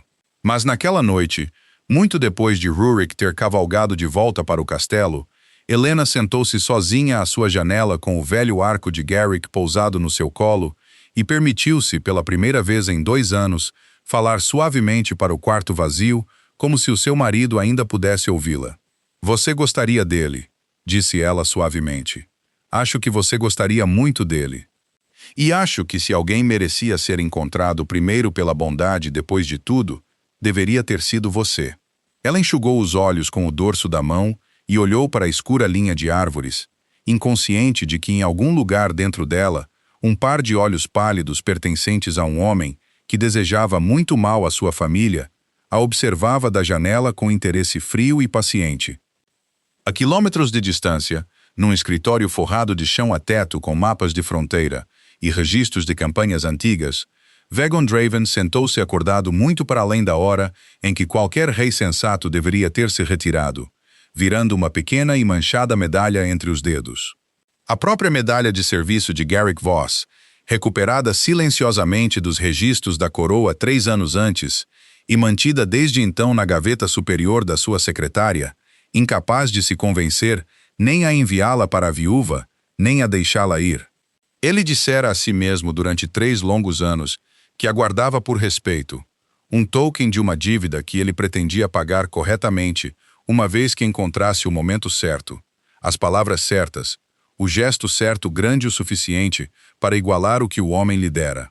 Ele compreendeu agora, sentado sozinho no escritório silencioso com o rosto de Helena fixo claramente na sua mente, que ele também aguardara num canto mais silencioso e egoísta de si mesmo, porque devolvê-la significaria que a dívida estava terminada, e alguma parte dele não queria que estivesse terminada. Alguma parte dele, admitiu agora, queria uma desculpa para continuar a regressar àquela pequena cabana junto ao riacho, muito depois de qualquer contabilidade razoável de gratidão ter sido liquidada na totalidade. Pensei que um rei deveria reconhecer o seu próprio coração mais rapidamente do que isto, murmurou para o quarto vazio, e pôs a medalha de lado finalmente, não na gaveta desta vez, mas na superfície aberta da secretária, onde ele a veria todas as manhãs, e seria lembrado claramente que algumas dívidas nunca foram verdadeiramente para serem pagas com prata, apenas com a honestidade que ele tinha sido demasiado cauteloso para oferecer.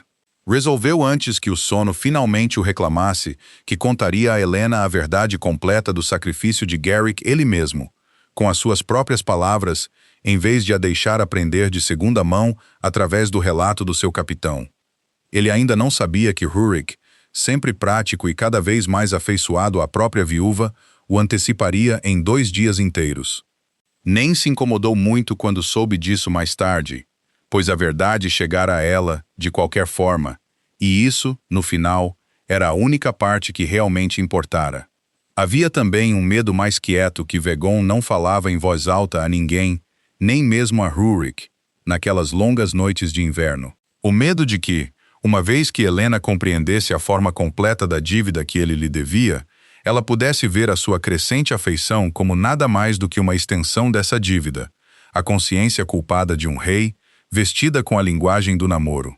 Ele queria que ela soubesse o sacrifício de Garrick, porque era dela saber uma verdade sobre o seu próprio marido que lhe fora mantida demasiado tempo.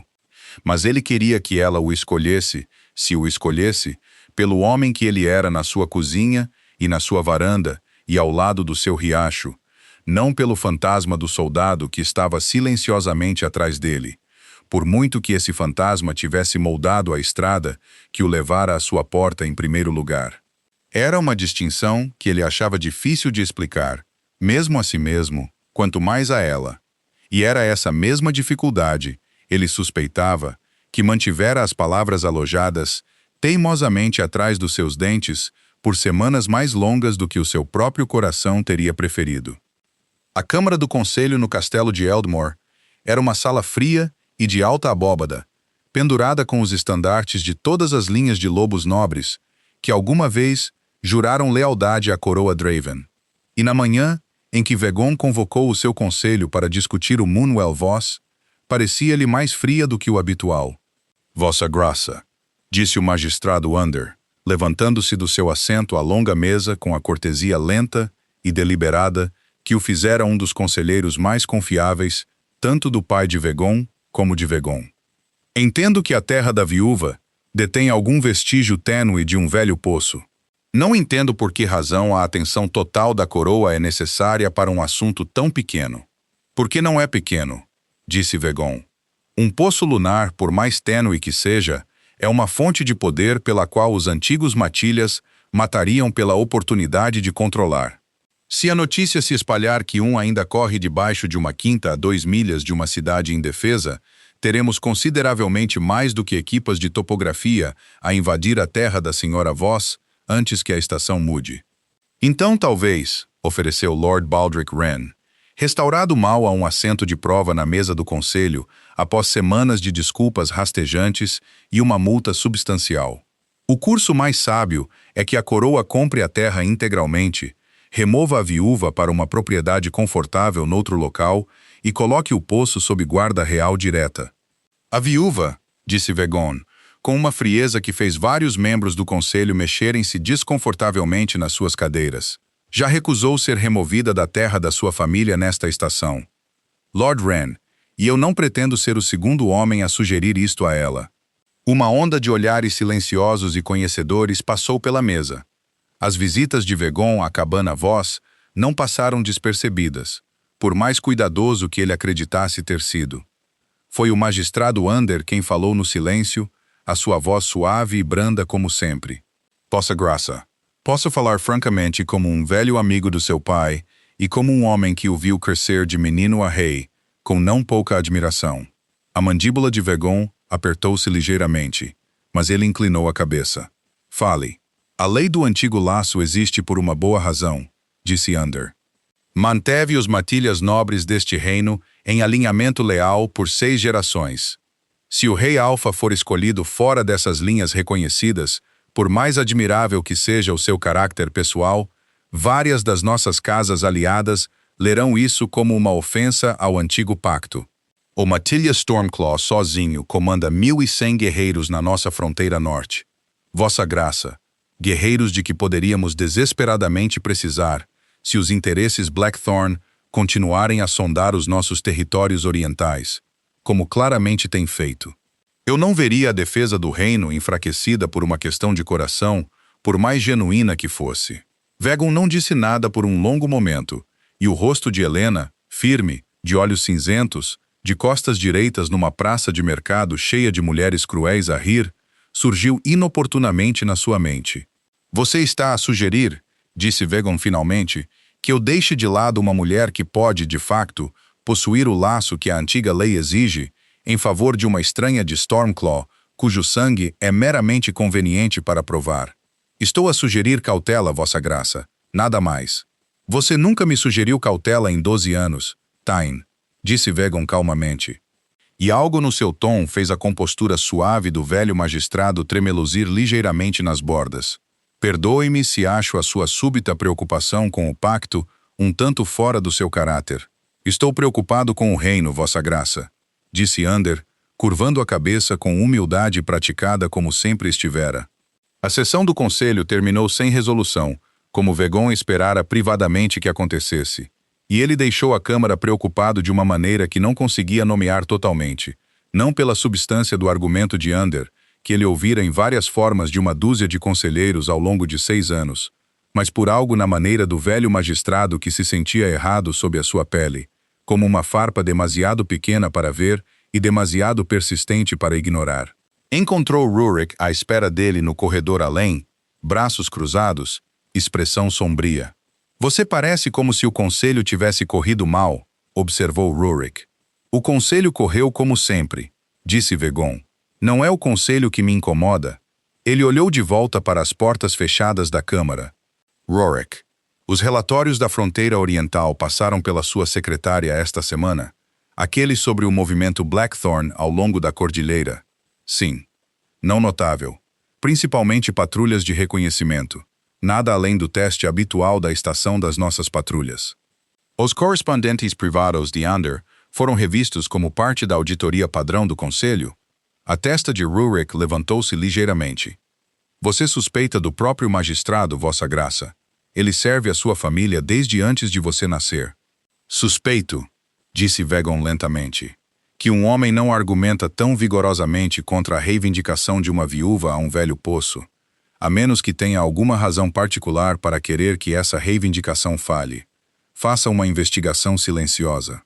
Prefiro estar errado sobre um velho amigo do que certo sobre uma ameaça que falhei em ver a tempo. Ele não sabia, ao dar a ordem, quão estreitamente aquele instinto acabaria por salvar as vidas de duas crianças que ele chegara nestas curtas semanas de inverno a amar tão ferozmente como qualquer coisa no seu reino. Naquela noite, sozinho nos seus aposentos, Vegon encontrou-se parado diante da alta janela que dava para a estrada oriental, a dar voltas aos argumentos do conselho na sua mente, como pedras que ele não conseguia saltar sobre água parada. Ele acreditava no antigo pacto. Fora criado nele, ensinado na sua história desde a infância. Ensinado que o primeiro dever de um rei alfa era sempre para a força do reino inteiro, nunca meramente para os desejos do homem que usava a coroa. Ele vira o seu próprio pai deixar de lado uma mulher que amara décadas atrás para se casar em vez disso com uma noiva que o conselho considerava mais politicamente sólida. E Vegon também vira a quietude e a ausência de alegria que viveram no casamento dos seus pais depois. Um frio que lhe ensinara mais sobre o verdadeiro custo do dever do que qualquer sessão de conselho alguma vez fizera. Não repetirei o seu erro, pensou Vegon, observando a última luz desaparecer das colinas orientais. Qualquer que seja o pacto, não passarei a minha vida como ele passou a sua. Bela, correta e inteiramente sozinha em todas as salas que importavam. E, no entanto, o medo que o magistrado Ander expressara não era sem mérito. Qualquer outra coisa que estivesse escondida por baixo das palavras suaves do velho homem, os guerreiros do Matilha Stormclaw eram reais. A ameaça ao longo da fronteira oriental era real.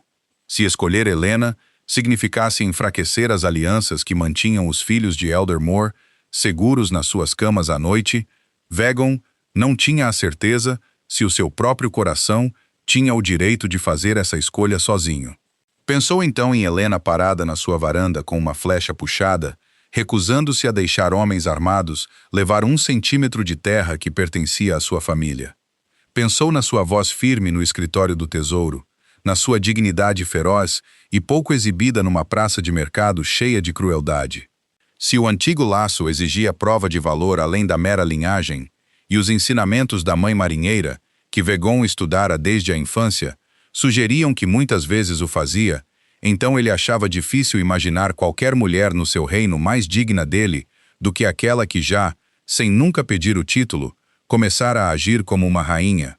Resolveu enviar por si mesmo pela mãe Sela formalmente, em vez de esperar que a deliberação interminável do conselho chegasse a uma conclusão que ele já tinha alcançado no seu coração.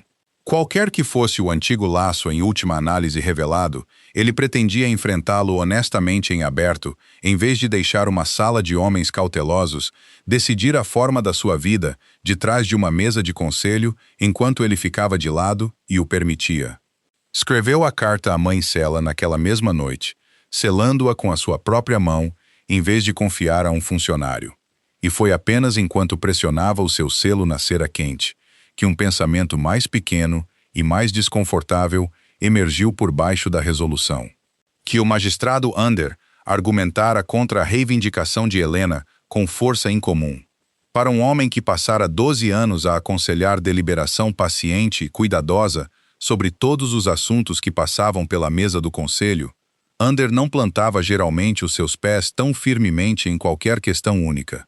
Ele preferia sempre deixar o debate esgotar-se antes de oferecer a sua opinião como meio termo calmo e razoável que todos os outros de alguma forma falharam em ver. Ele queria que isto fosse decidido rapidamente, percebeu Vegon lentamente, virando o pensamento com a mesma atenção cuidadosa que dava às linhas mutáveis de um campo de batalha. Rapidamente, e a favor de Blackthorn, vestido como cautela para o pacto, ele pôs de lado a sua pena, a carta à mãe Sela, esquecida por um momento, ao lado de uma questão mais fria e mais urgente. Se a preocupação de Ander com a antiga lei do laço era meramente uma máscara para algo mais, então o verdadeiro perigo para a família de Helena nunca fora a ganância de Baldric Wren. Tinha estado de pé na própria mesa do conselho de Vegon há semanas, a sorrir pacientemente, à espera do seu momento. A primeira neve de inverno verdadeiro caiu 3 dias depois, suave e pesada, cobrindo Ashfen de branco. Quando Marin e Freya imploraram permissão para ir ao lago congelado na orla da propriedade Voss, para testar se o gelo aguentaria o seu peso. Fiquem à vista da casa, chamou Helena atrás delas, observando as duas meninas a enfiarem-se nos seus casacos, o de marim carmesim agora, quente e bem feito, um mundo de distância do fino trapo de uma estação passada. E não passem para lá dos juncos até eu ter vindo verificar o gelo pessoalmente. Prometemos, mamã, chamou Marin de volta. Já a meio caminho do quintal, a risada de Freya a voar brilhante atrás dela no ar frio. Helena observou-as partir com a particular dor do orgulho de uma mãe. Depois voltou à sua costura, esperando, como fizera todas as tardes de inverno durante semanas agora, o som distante da risada das meninas a flutuar de volta para ela, através das árvores em intervalos regulares e reconfortantes. Helena trabalhou num ritmo confortável durante algum tempo, a agulha a mover-se firme através da lã, a sua mente a derivar agradavelmente em direção à pequena e privada esperança que ela vinha acariciando todo o inverno sem se atrever a nomeá-la em voz alta. Aquele momento pairava no ar, carregado de uma antecipação silenciosa. Vagon voltaria em breve das guarnições do leste, e Helena sabia que, desta vez, ele finalmente diria as palavras que ela sentia pairarem, quase formadas, por trás daqueles olhos cinzentos e tão controlados. Um sorriso traçou seus lábios ao pensar nisso, o mesmo sorriso que Marin costumava provocar nela. Sacudiu a cabeça, afastando a própria tolice, mesmo que o calor daquele pensamento permanecesse.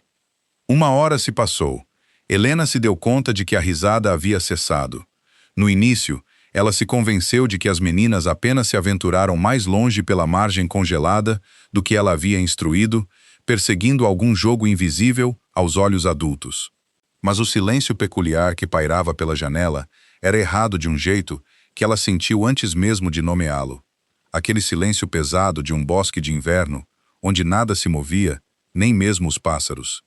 Helena largou a costura e caminhou até a varanda, chamando o nome de sua filha para a neve que caía. Nenhuma resposta veio, apenas o suave sussurro dos flocos pousando nos galhos nus. Ela correu. Encontrou o lago exatamente onde deixara as meninas. O gelo, intacto sob o novo manto de neve. Mas os juncos na margem estavam pisoteados num círculo largo e revolvido. E na neve, ao lado deles, estava o pequeno gorro de tricô de Freya, caído ou arrancado numa luta. A mente de Helena recusou-se, por um instante de horror, a compreender completamente. Rastros levavam para longe do lago, em direção à linha das árvores a leste. Muitos pés, pesados com o peso de homens que vieram preparados. E sob as pegadas, inconfundíveis, as marcas largas e distintas de lobos, que não se deram ao trabalho de permanecer em forma humana. O sangue de Helena gelou, mais frio que o lago sob seus pés. Correu de volta para a cabana, pegou o arco de Garrick ao lado da porta e já estava a meio caminho da estrada quando ouviu cascos martelando em sua direção. Rurik, cavalgando forte, o rosto sombrio mesmo à distância. Senhora Voss, ele chamou, freando bruscamente, a ponto do cavalo empinar.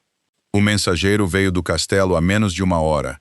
Batedores de Blackthorn cruzaram a fronteira leste em força durante a noite. Acreditamos que eles os levaram.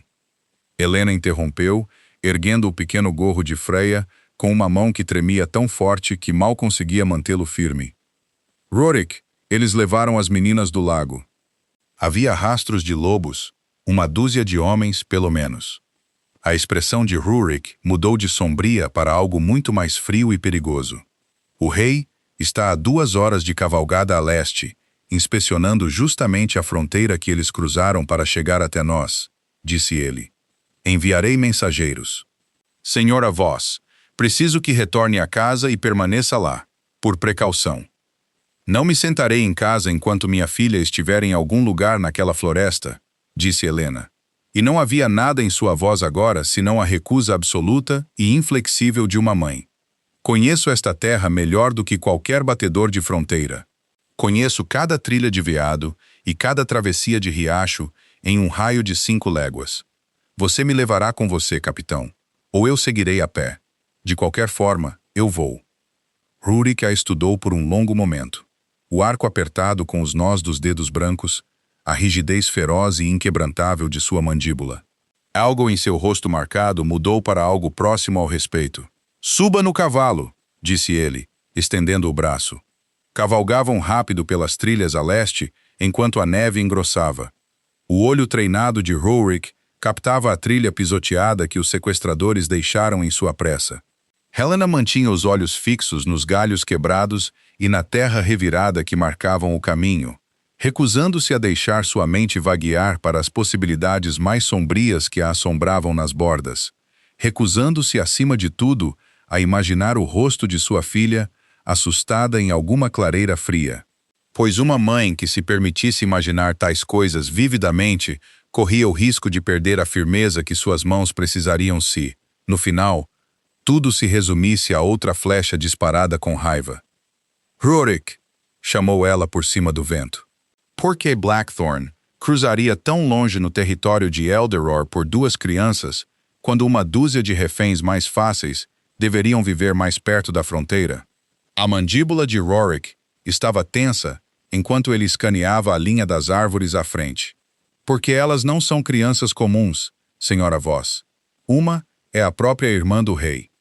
A outra é a filha da mulher que o rei tem feito o favor de visitar a cada 2 milhas de sua rota por 1 mês, à vista de qualquer um em Ashfen, com olhos para notar. Quem quer que tenha planejado isso, não escolheu o lago por acidente. Escolheu exatamente as 2 crianças mais propensas a fazer Vegondraven deixar de lado todo o seu cuidado usual." As palavras pousaram no peito de Helena como uma pedra atirada em água parada, a compreensão se espalhando a partir dela. Isto nunca foi apenas sobre o poço, pensou ela sombriamente, impulsionando seu cavalo emprestado mais rápido através da neve que engrossava. Foi sobre ele, sobre nós. E sob o medo, algo mais duro e determinado enraizou-se. Se a felicidade de sua família se tornou uma arma que alguém pretendia usar contra a própria coroa, então ela pretendia garantir que essa arma se provasse inútil. Quando o crepúsculo começou a sangrar a cor do céu, eles encontraram outro cavaleiro galopando em sua direção, vindo da direção oposta. Vegon. Já alertado, seu rosto uma máscara de fúria controlada, que Helena nunca vira nele antes, nem mesmo na noite em que ele afastou os homens da sua pedra de divisa. "Helena!" Ele desceu bruscamente ao lado dela, e por um instante sem guardas, o medo sob a fúria mostrou-se claramente em seu rosto. "Você está?" "Estou ilesa. Marin e Freya não estão." Ela ergueu o pequeno gorro. "Rastros de lobos no lago. Vegon. 1 dúzia de homens pelo menos, e eles não se deram ao trabalho de esconder sua forma." Algo feral se moveu atrás de seus olhos cinzentos, o primeiro vislumbre verdadeiro que Helena jamais tivera do lobo por baixo do rei.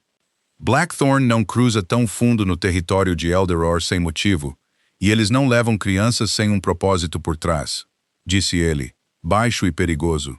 "Se quisessem resgate, já teriam deixado uma mensagem no portão do castelo. Isto não é um simples saque." "Então o que é?" A mandíbula de Vegon apertou. "É alavancagem", disse ele sombriamente.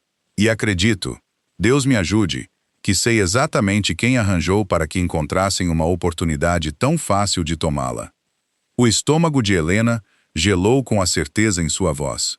"Ander", disse ela, o nome chegando à sua boca antes que ela tivesse raciocinado completamente em direção a ele, lembrando-se das 2 objeções suaves do velho magistrado no escritório do tesouro, a maneira como seus olhos pálidos haviam demorado nela um pouco mais.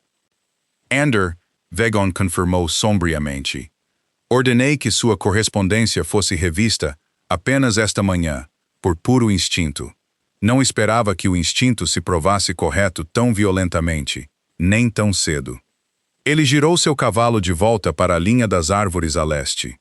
Todo o traço do cuidadoso e medido rei que Helena chegara a conhecer queimara completamente, deixando algo mais raro e perigoso em seu lugar. Ele teve semanas para planejar isso.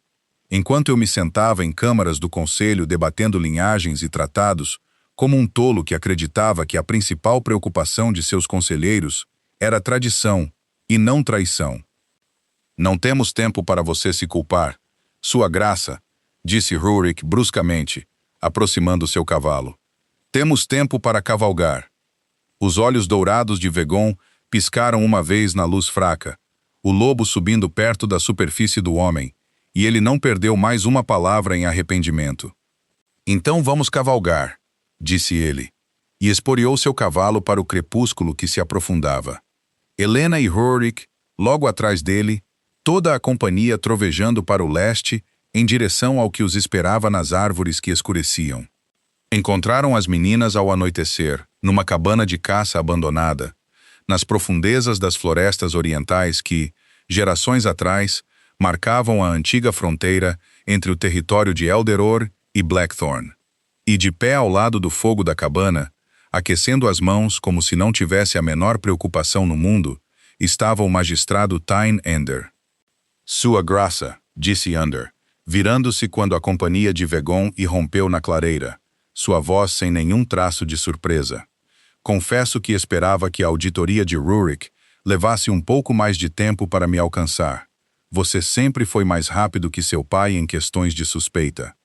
Dentro da cabana, pela porta aberta, Helena podia ver Marin e Freya sentadas juntas, perto de outro pequeno fogo, guardadas por dois lobos negros de ombros largos em forma semi-transformada.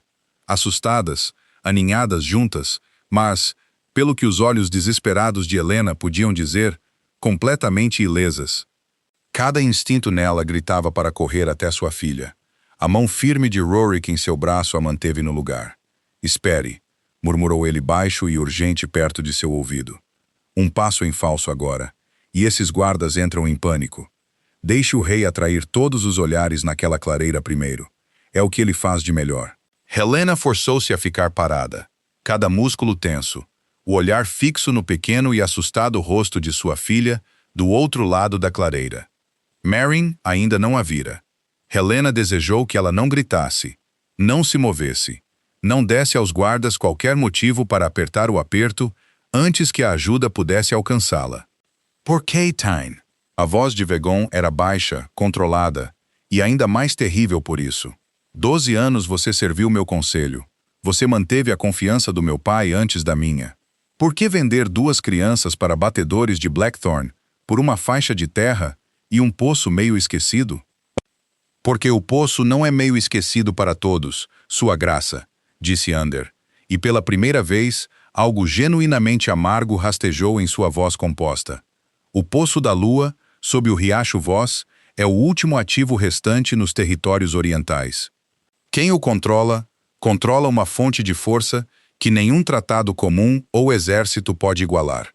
Blackthorn ofereceu um grande preço pela chance de reivindicá-lo antes que seu conselho sequer termine de debater se a viúva merece manter sua fazenda. Ele espalhou as mãos, quase que apologético. Sou um homem velho, sua graça, e observei este reino esquecer lentamente o valor do antigo poder em favor de livros de contabilidade e cotas de grãos. Fiz o que acreditei ser necessário para que a verdadeira força de Eldermore fosse restaurada, mesmo que a maneira exigisse medidas lamentáveis. Medidas lamentáveis, repetiu Vegon, e o rosnado baixo sob suas palavras fez até mesmo os lobos negros experientes perto do fogo se moverem inquietos. Você chama o sequestro de 2 crianças de medidas lamentáveis. Eu chamo de alavancagem, sua graça. Exatamente como você previu para seu capitão, não há nem 2 horas atrás. E sua boca se curvou em algo que poderia ter sido um sorriso. Você renunciará à reivindicação da viúva sobre as terras vós. Assine-as para a custódia de Blackthorn sob um acordo de paz que já redigi, e as meninas serão devolvidas ilesas em 1 hora. Recuse, e temo que a paciência dos meus associados não se estenda muito mais nesta noite. Helena sentiu a mão de Rurik apertar seu braço em advertência quando ela deu um passo instintivo para a frente. Mas foi Vegon quem se moveu primeiro, não em direção a Ender e não em direção à cabana, mas simplesmente para a frente. Um passo lento e deliberado de cada vez. Seu manto caindo de seus ombros enquanto ele se movia, sua forma começando a borrar e mudar em suas bordas com um rosnado baixo e profundo que parecia subir da própria terra. Você cometeu um grave erro de cálculo, Tyne, disse Vegon. sua voz caindo em algo não mais inteiramente humano. Se acreditou que ameaçar minha irmã e a filha da mulher que pretendo me casar lhe renderia algo além da minha atenção absoluta e ininterrupta. A transformação, quando veio, não foi a mudança lenta e dolorosa de velhas baladas e histórias assustadoras de crianças. Foi rápida, fluida, terrível em sua graça. Um homem se dobrando perfeitamente em um enorme lobo cinza prateado, facilmente 2 vezes maior que qualquer batedor de Blackthorn na clareira, olhos queimando dourados à luz do fogo. Um som rasgou sua garganta, que não era bem um uivo, e não era bem um rugido. E todos os lobos naquela clareira, Blackthorn e Eldermore alike, sentiram um instinto antigo e profundo nos ossos de se submeterem a um alfa de força verdadeira e terrível. Os 2 guardas na porta da cabana quebraram primeiro, liberando as meninas e fugindo para as árvores, em vez de enfrentar o que estava na clareira. Helena não esperou permissão desta vez. Ela se livrou do aperto de Rurik e correu, a neve voando sob suas botas, e abraçou Meryn e Freya enquanto elas escapavam da cabana, soluçando de alívio em vez de medo. Ander sozinho não correu. Ele ficou muito quieto perto do fogo, observando o lobo maciço avançar, e algo como resignação se instalou em seu rosto marcado. Você não vai me matar, Vegon, disse ele calmamente, usando o nome de batismo do rei, pois ambos entendemos que esta será a última vez. Qualquer outra coisa que eu tenha feito, eu o criei a partir de um garoto que temia sua própria transformação. Não acredito que esse garoto tenha desaparecido completamente, mesmo agora. O grande lobo parou diante dele, olhos dourados sem piscar, e por um longo momento suspenso, a clareira prendeu a respiração inteiramente. Então Vegon mudou de volta, homem novamente, respirando pesadamente, sua fúria abafada, mas não extinta. Você está certo, disse ele, baixo e áspero. Não vou te matar. Farei algo que você achará consideravelmente pior, velho amigo.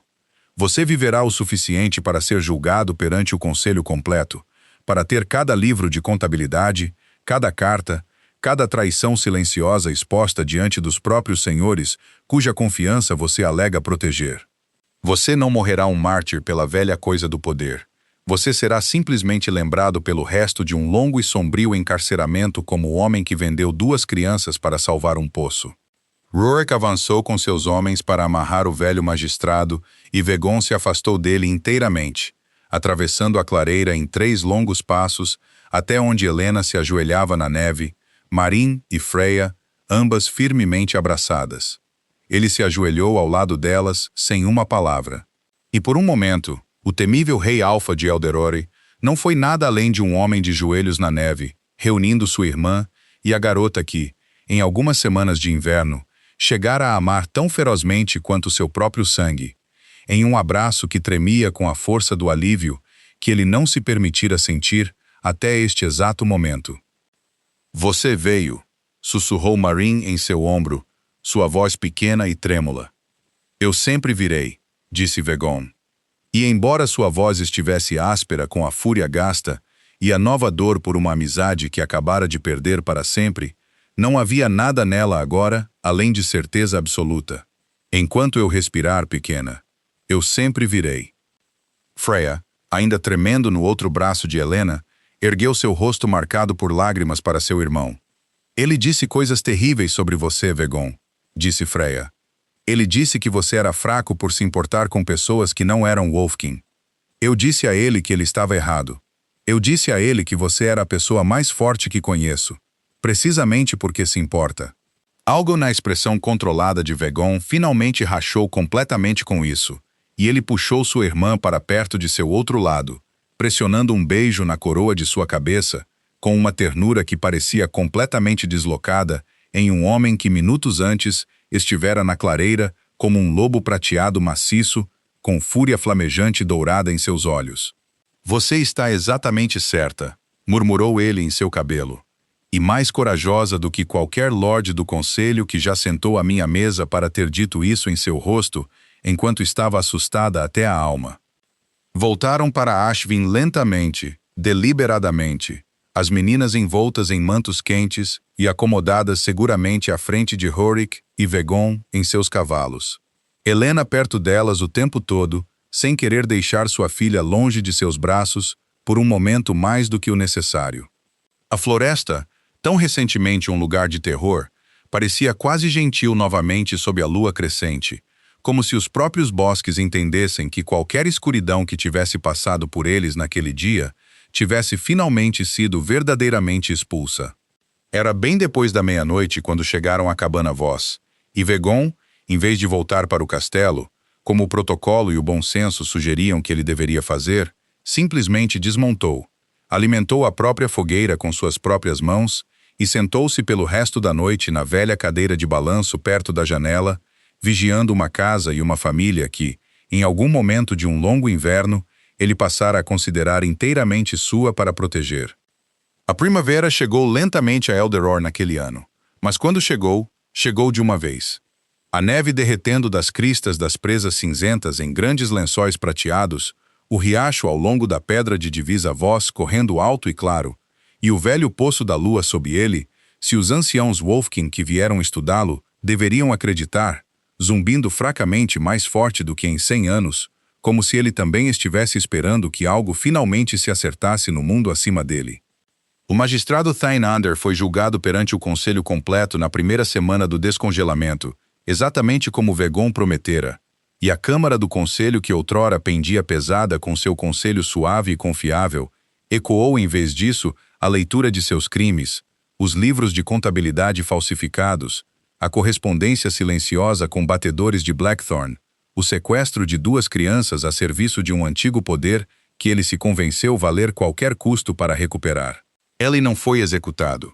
Vegon, fiel à sua palavra, garantiu uma sentença consideravelmente mais dura para um homem orgulhoso suportar. Uma vida confinada à antiga torre de vigia do norte, despojado de título, terra e da confiança de cada alma que um dia o chamara de amigo.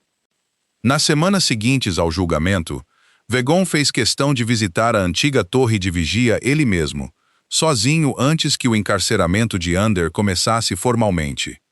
Ele não foi para zombar, nem mesmo inteiramente para condenar. Ele foi porque alguma parte quieta e teimosa do garoto que Ander ajudara a criar ainda precisava olhar o velho nos olhos e entender completamente como um coração confiável podia se transformar completamente em traição.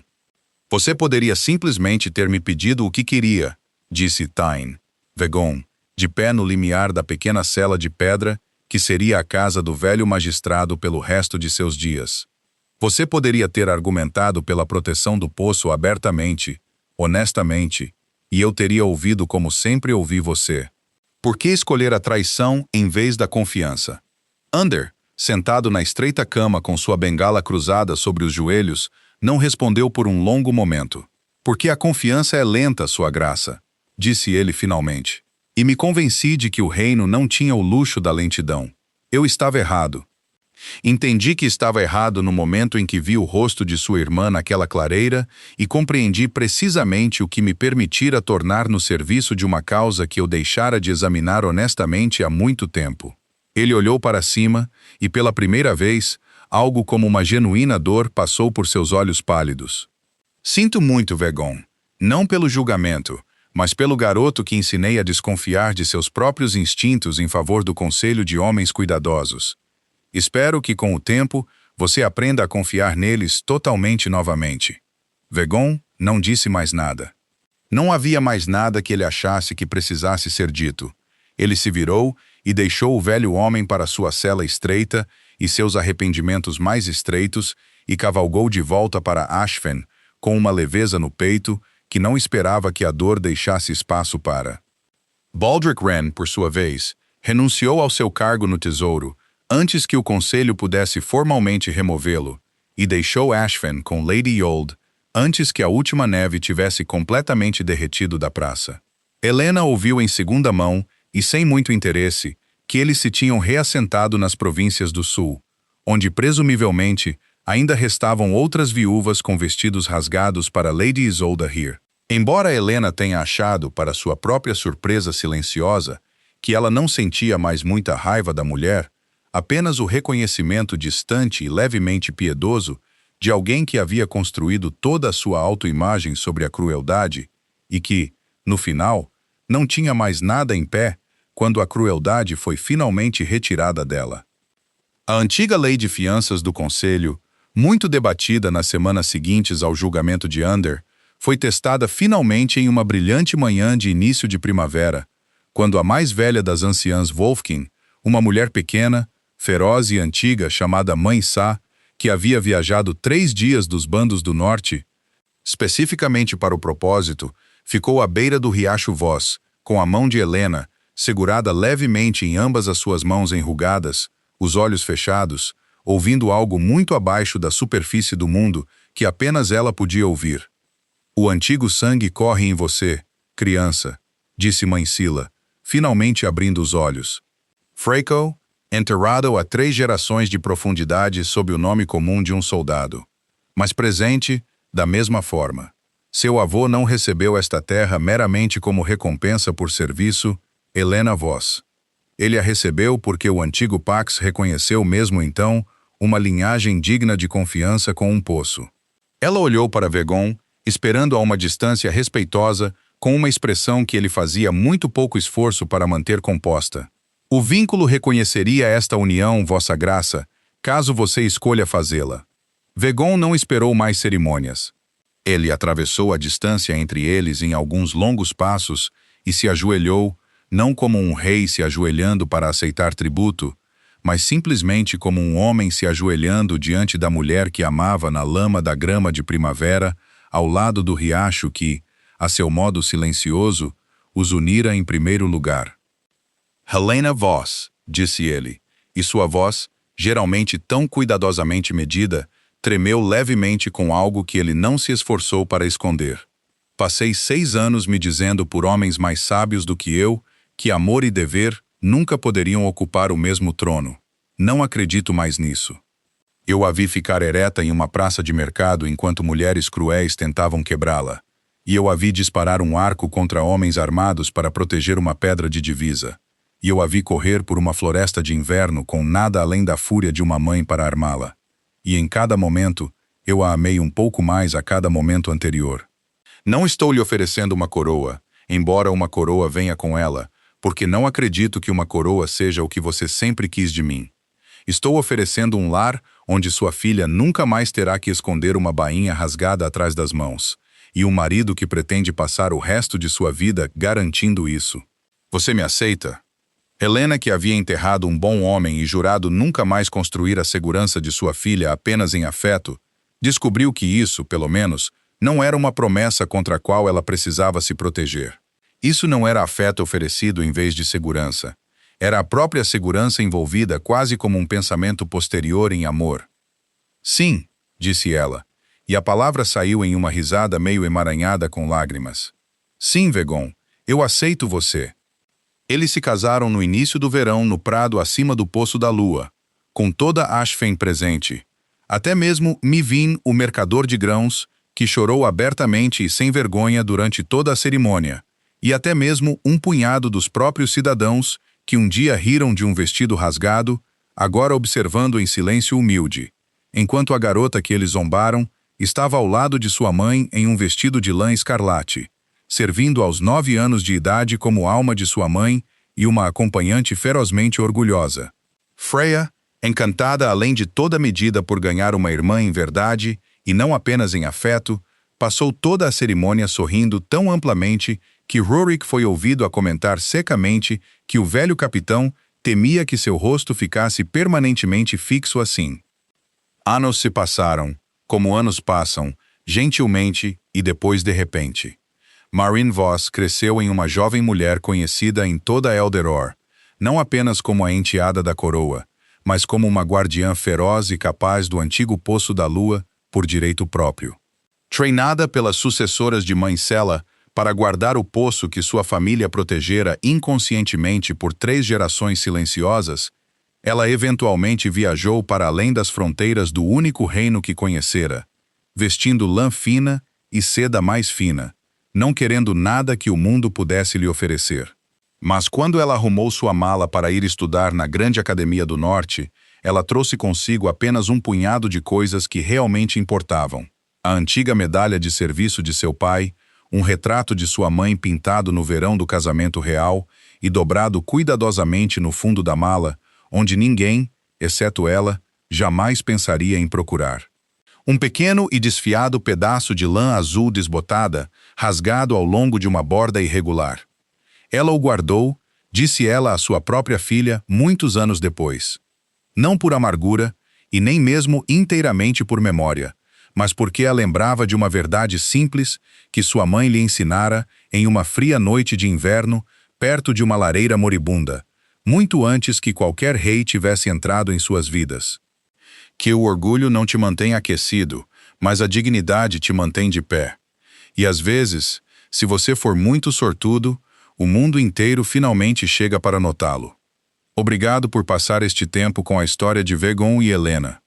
Se este conto de força silenciosa, amor inesperado e a dignidade feroz de uma mãe o comoveu, compartilhe-o com alguém que precise de um lembrete de que a gentileza nunca é desperdiçada e que o mundo tem uma maneira de notar aqueles que se erguem altos, mesmo em um vestido rasgado.